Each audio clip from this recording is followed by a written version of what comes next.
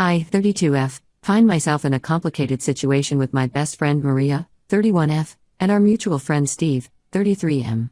The three of us have been close since our college days at State University, where we bonded over late-night study sessions and shared dreams of making it big in the city. Maria and I met during freshman orientation. We clicked instantly, bonding over our shared love for vintage fashion and indie music. Steve joined our duo a year later when we all ended up in the same marketing class. He was the class clown, always ready with a witty comment or a silly prank to lighten the mood during stressful exam periods. After graduation, we all moved to the city together, sharing a tiny 2-bedroom apartment to save on rent. Those early years were tough but fun. We'd pool our meager entry-level salaries for Friday night takeout and cheap wine, spending hours talking about our hopes and dreams for the future. As the years went by, we all started to find our footing in our careers. Maria landed a job at a prestigious PR firm, Steve started his own graphic design business, and I worked my way up to become a marketing manager at a tech startup. Despite our busy lives, we always made time for our weekly dinner tradition, rotating cooking duties and catching up on each other's lives.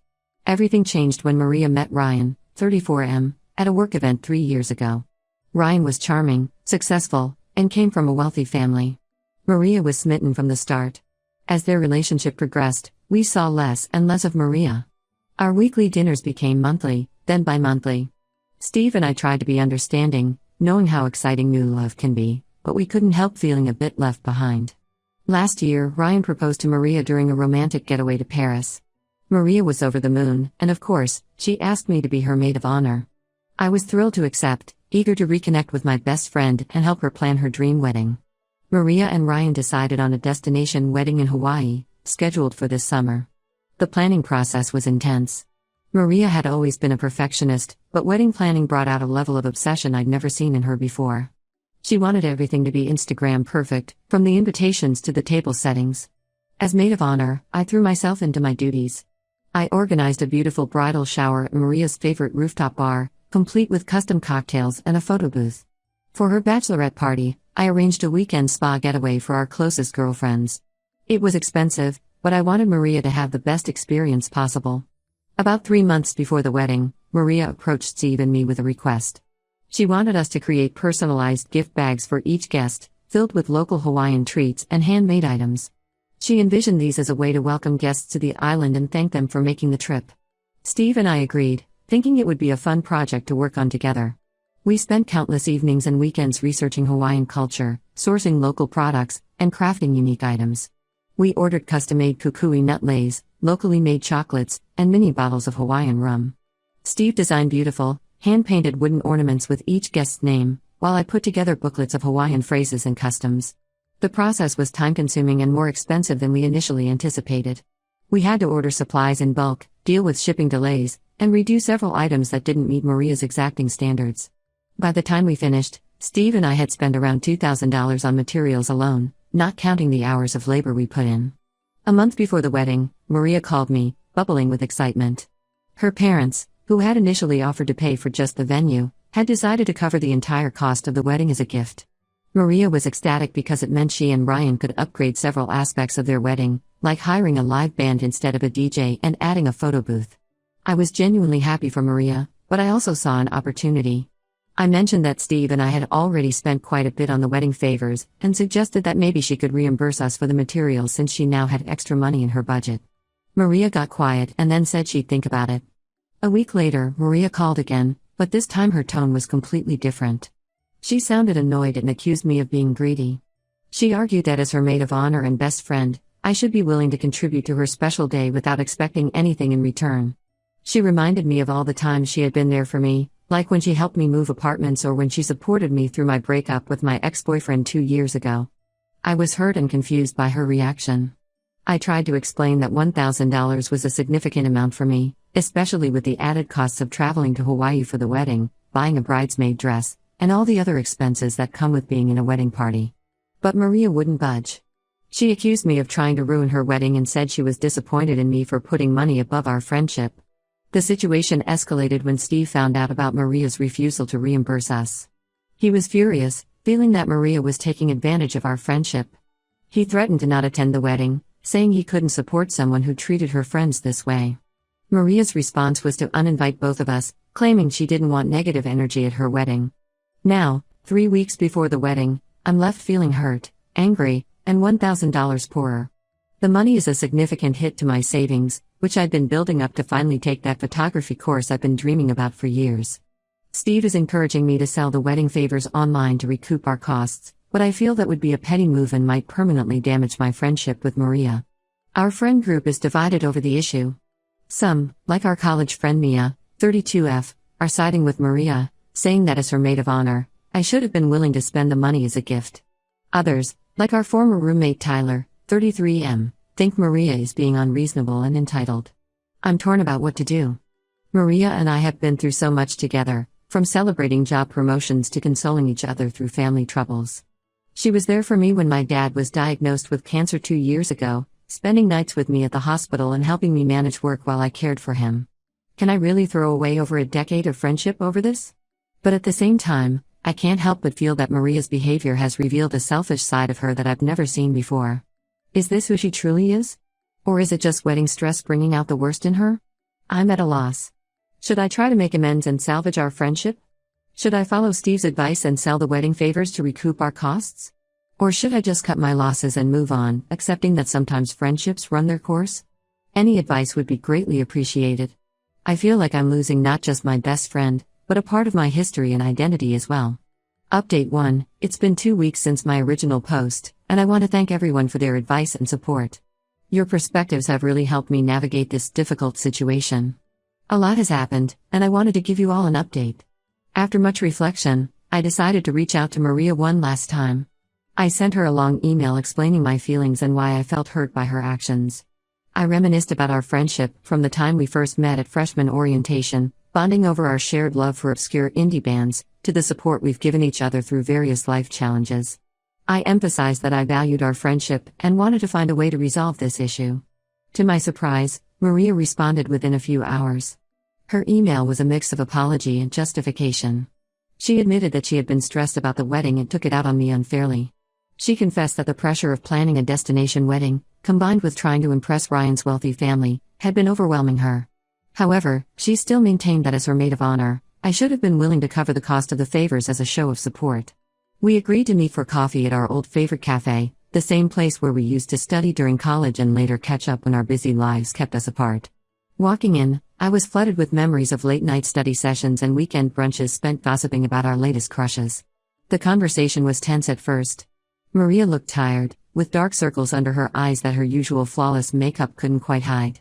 She revealed that she felt immense pressure from Ryan's family to have a perfect wedding. His sisters had both had lavish ceremonies, and she felt she needed to measure up. This pressure had led her to upgrade various aspects of the wedding when her parents offered to cover the full cost. She'd also confessed that she was embarrassed to ask her parents for more money to cover the favors. Apparently, Ryan's mother had made some comments about Maria's family not being as well off as theirs, and Maria was sensitive about appearing cheap or unable to handle the expenses of marrying into their family. I listened to Maria's explanations, trying to understand her perspective. I could see how the stress and pressure had affected her, but I also felt that it didn't entirely excuse her behavior. I explained that while I understood her situation, $1,000 was a significant amount for me. I told her about the photography course I had been saving up for, and how this unexpected expense had set back my plans. We went back and forth for a while, rehashing old memories and discussing how our friendship had changed since Maria started dating Ryan. There were tears on both sides as we confronted some hard truths about how we had drifted apart. Eventually, we reached a compromise. Maria agreed to reimburse me for half of the cost of the favors, $500, and reinstate my invitation to the wedding. She explained that she couldn't invite Steve back because she felt his threat to not attend was too hurtful, and she worried his presence might create tension with Ryan, who had taken offense at Steve's reaction. I accepted this compromise with mixed feelings. On one hand, I was relieved to have some of the financial burden lifted and to be included in the wedding again. Maria had been such a big part of my life for so long, and the thought of missing her wedding had been painful. On the other hand, I felt guilty about Steve still being excluded, and I worried about how this would affect my friendship with him. When I told Steve about the outcome of my meeting with Maria, he was surprisingly understanding. He encouraged me to attend the wedding and maintain my friendship with Maria, saying he didn't want to come between us. However, he made it clear that he no longer wanted to be friends with Maria, feeling that her actions had shown her true colors. This put me in an awkward position, feeling caught between my two closest friends. Steve and I had grown closer through this whole ordeal, and I valued his friendship immensely. The thought of having to navigate separate friendships with Maria and Steve in the future was daunting. As for the wedding favors, Maria asked if we could still use them for the wedding. I agreed, but I decided to keep the extra special ones that Steve and I had made as a memento of our friendship and the work we put into them. Looking at the hand-painted wooden ornaments Steve had crafted, each one unique and beautiful, I felt a pang of sadness that he wouldn't be there to see guests appreciate his work. The wedding is now just a week away, and I'm feeling a mix of emotions as I prepare to fly to Hawaii. I'm trying to focus on being there for Maria on her big day, but I can't help feeling like our friendship has fundamentally changed. The easy comfort and trust we once shared seems to have been replaced by a fragile truce. I'm also apprehensive about how I'll fit in with the other bridesmaids, knowing that they're aware of the drama that's unfolded. Will they welcome me back into the fold, or will I feel like an outsider? As I pack my bags for Hawaii, I find myself reflecting on how much has changed since Maria and I first met. We're not the same carefree college girls who dreamed of taking on the world together. We've grown up, our lives have taken different paths, and maybe this whole wedding drama is just a symptom of how much we've grown apart. I'll update again after the wedding to let you know how it all turns out. Thank you again for all your support and advice. It's been incredibly helpful to have this community to turn to during such a confusing and emotional time. Update 2, I'm back from Hawaii, and wow, what a roller coaster of emotions this trip has been. The wedding itself was beautiful, but the events surrounding it have left me with a lot to process. I arrived in Hawaii 2 days before the wedding, the humid air hitting me as soon as I stepped off the plane. The resort where the wedding was being held was stunning, with pristine beaches and lush tropical gardens. Under different circumstances, I would have been thrilled to spend a week in such a paradise. Maria seemed happy to see me when I arrived, greeting me with a hug that felt only slightly forced. However, there was an undeniable tension between us. The other bridesmaids, who knew about our falling out, were polite but distant. I felt like an outsider in a group I used to consider close friends. I tried to focus on my duties as maid of honor, helping with last-minute preparations and keeping Maria calm. It was strange to be back in this role after everything that had happened.